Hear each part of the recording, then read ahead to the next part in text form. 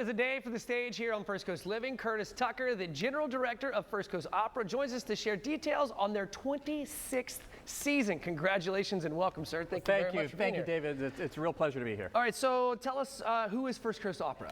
First Coast Opera is the professional opera company of Northeast Florida. We serve, a 6-county region. We're based in St. Augustine, founded in 2000, so we're about to open our 26th season. That's awesome. We've been growing and just expanding a bit every year, and it's a combination of local performers and guest artists from out of town that all come together, singers, orchestra, the whole shebang. That is so cool. Okay, so what do we have coming up this year? What's in store for this season? This season, 3 main projects. We open with a program in October called Fanfare. It's a kickoff to the season, and we're going to highlight the 2 big productions that we do, fully staged productions of Carmen and The Mikado are the 2 productions this year. Okay, great. Okay, so tell us about the performers.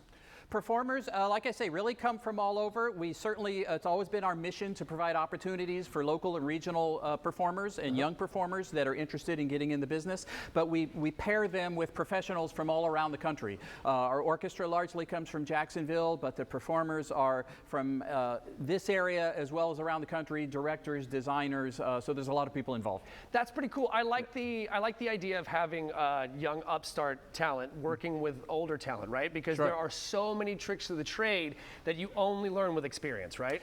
Right. Well, and it could be, I mean, it's a challenging business to find opportunities. So, it's a great opportunity. There's students in universities, even sometimes high schoolers, but they're amateurs, they're professionals, lots of people in the area, and, they're all hungry for opportunities to perform. And so we're grateful that we're able to provide that. Okay, so speaking of performing, where do you guys perform? We mostly perform at Lewis Auditorium, downtown St. Augustine, part of Flagler College. Yeah. And it's a nice 800-seat theater, and it works well for opera. So Carmen and the Mikado will be in that venue. Very cool. Okay, so St. Augustine's pretty busy during the holidays. We all know that. So what's a good time to come see Carmen?